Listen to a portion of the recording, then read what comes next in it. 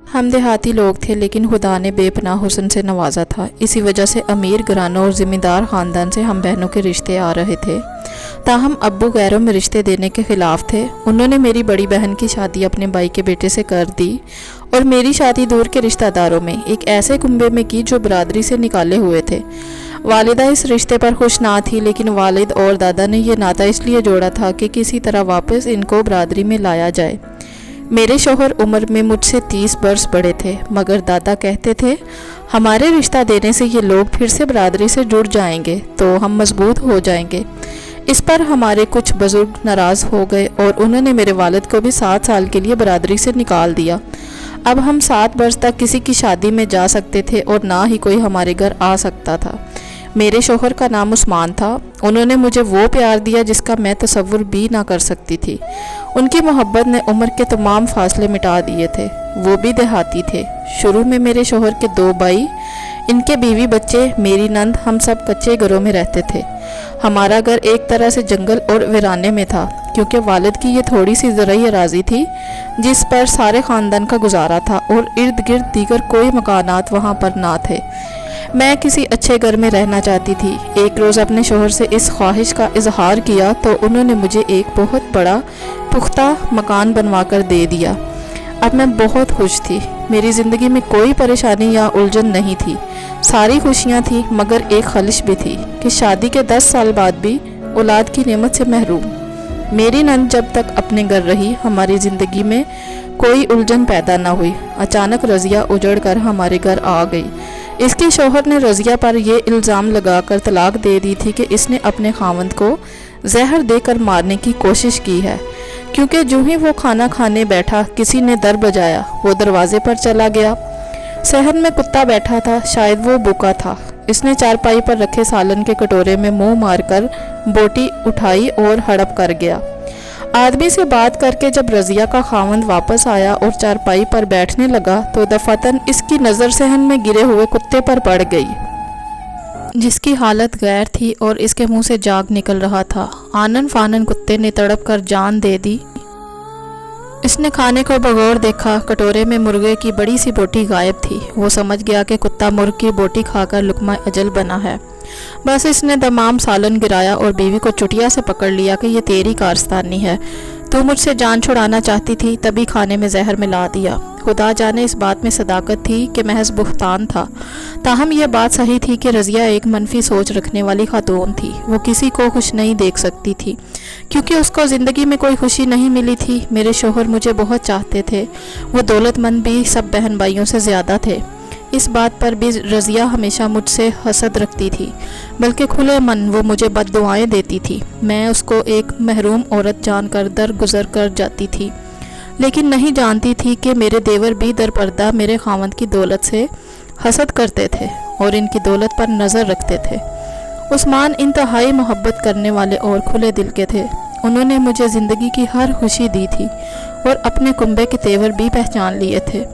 इसीलिए उन्होंने अपनी जायदाद में से आधी अपनी ज़िंदगी में ही मेरे नाम कर दी थी और इसके कागजात भी मेरे हवाले कर दिए थे।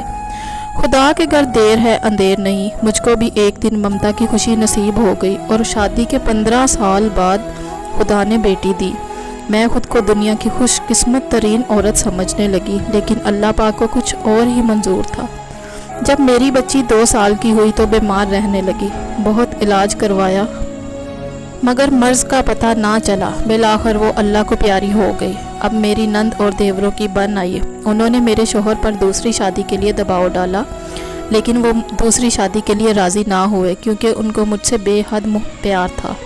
मैं भी कुदरत की नेमत से अभी ना उम्मीद नहीं थी। जब उसने मुझे 15 बरस बाद ममता की खुशी से आशना किया था तो दोबारा भी ये खुशी मेरी झोली में डाल सकता है। उम्मीद और आस में ज़िंदगी के दिन गुजरने लगे। अचानक ही मेरा सितारा गर्दिश में आ गया। उस्मान बीमार हो गए। वो ठीक होने में नहीं आते थे। हम इनको बड़े बड़े डॉक्टरों के पास ले गए। वक्त गुजरता रहा और वो गुलते गए। आखिर डॉक्टरों ने ला इलाज करार दे दिया। इनकी हालत रोज़ बरोज़ ख़राब होती जाती थी। मैं भी इनके साथ गुल रही थी। मुझे हकीकी मायनों में इनसे मोहब्बत थी। जब वो बिस्तरे मर्ग पर पड़ गए तो उन्होंने मेरे सामने अपने भाइयों को बुलाकर कहा, ये मुझको बहुत प्यारी है, मेरे बाद इसका ख्याल रखना। یہ میری ہی نہیں تمہاری بھی عزت ہے، میرے مرنے کے بعد اس کو کوئی دکھ نہ دینا، ورنہ میں قیامت کے دن تمہارا دامن گیر رہوں گا۔ اسی دن رات کو میرے شریک زندگی نے اپنے بہن بھائیوں کی موجودگی میں دم توڑ دیا۔ ان کے انتقال والے دن ہی مجھے پتہ چلا کہ ان کو کینسر تھا، مگر میرے دیوروں اور نند نے یہ بات مجھ سے اور عثمان سے چھپائی تھی کہ کہیں ان کا بھائی اپنی باقی جائیداد بھی میرے نام نہ کر دے۔ عثمان کے بعد ایسا لگا جیسے میں اس بری دنیا میں اکیلی رہ گئی ہوں۔ میں بے اولاد اور غریب والدین کی بیٹی تھی، اس لیے میری اہمیت اپنے سسرال میں کم ہو گئی۔ میرے دیور اور ان کی بیویوں بچوں کے عمل سے ایسا ظاہر ہوتا تھا کہ یہ گھر اب ان کی ملکیت ہے۔ میں اپنے ہی گھر میں مہمان جیسی لگنے لگی تھی۔ ان دنوں میری والدہ علاج کے سلسلے میں میرے گھر آئیں۔ ان کا آنا سبھی کو ناگوار گزرا۔ کسی نے ان سے سیدھے منہ بات نہ کی۔ میرے دیور کی بڑی بیٹی نے بہانے سے ان کی بے عزتی کر کے ان کو گھر سے ہی نکال دیا اور میں منہ تکتی رہ گئی، کسی برتے پر کچھ کہتی۔ میرا خاوند جو میری طاقت تھا منو مٹی تلے سو رہا تھا۔ میری عدت پوری ہو گئی تو والدہ بہت بیمار پڑ گئی۔ میں بھائی کے ساتھ ماں کو دیکھنے گاؤں چلی گئی۔ ماں بے حد نڈال نظر آتی تھی۔ ایک تو ان کو میرے بیوہ ہو جانے کا صدمہ، پھر گاؤں میں علاج بھی صحیح طرح نہ ہو پا رہا تھا۔ بس کچھ ہی دنوں میں وہ اللہ کو پیاری ہو گئی۔ جن دنوں میں اپنی والدہ کی بیماری کی وجہ سے میکے میں تھی، میرے دیوروں اور ان کی بیویوں نے میرے گھر پر قبضہ جما لیا۔ وہ شاید اسی دن کا انتظار کر رہے تھے۔ سوچ بھی نہیں سکتی تھی جو عثمان کے انتقال پر دھاڑے مار مار کر رو رہے تھے وہ ایسا بھی کر سکتے ہیں۔ والد صاحب کو برادری ایک بار 7 سال کے لیے نکال چکی تھی۔ وہ ڈرتے تھے، پھر بھی میرے حق کے لیے برادری کے پاس گئے۔ کچھ دن صلاح و مشورے کرتے رہے، پھر انہوں نے فیصلہ کیا کہ میرا گھر مجھے واپس کر دیا جائے، لیکن میرے دیور جو حرص و ہوس میں ڈوبے تھے انہوں نے ایسا کرنے سے انکار کر دیا، بلکہ شرط یہ رکھی کہ اگر میں ان میں سے کسی سے نکاح کر لوں تو پھر حقدار ہو سکتی ہوں۔ یہ مجھے منظور نہ تھا۔ میکے چلی گئی۔ ان تمام کوششوں سے مایوس ہو کر جو برادری والوں نے کی، میں نے قانون کا سہارا لینے کی ٹھان لی۔ میرا ان پڑھ بھائی کورٹ کچہریوں کے چکر لگانے لگا۔ یہ کوئی آسان کام نہ تھا۔ قانون کے ذریعے اپنا حق حاصل کرنے کے لیے عمر چاہیے تھی، روپیہ بھی بے انتہا درکار تھا جو ہمارے پاس نہیں تھا۔ 5 برس ہم ایسے ہی کچہریوں میں پھرتے رہے اور اس دوران والد صاحب کا انتقال ہو گیا۔ بھائی بھی تھک ہار گیا۔ اس نے کہا میں کھیتوں میں ہل چلاؤں یا کورٹ کچہری جاؤں، وکیلوں کی فیسیں کب تک بھروں؟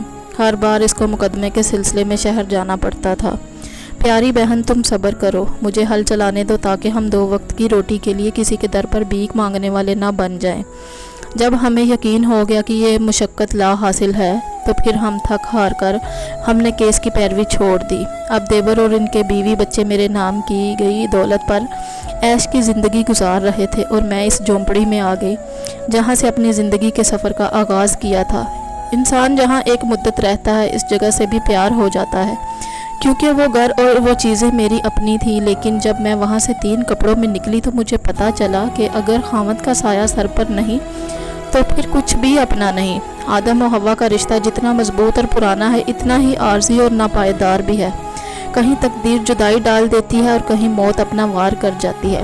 میں نے صبر کر لیا اور اپنے تمام فیصلے خدا پر چھوڑ دیے۔ لوگ میری داستان سن کر کہتے ہیں صبر کرو، خدا ضرور انصاف کرے گا کہ اس کی لاٹھی بے آواز ہے، مگر بات یہ ہے کہ ہمارے ملک کے قانون میں اپنا حق حاصل کرنے کے لیے صبر شاید ایسی منزل ہے کہ جس کی کوئی انتہا نہیں ہے۔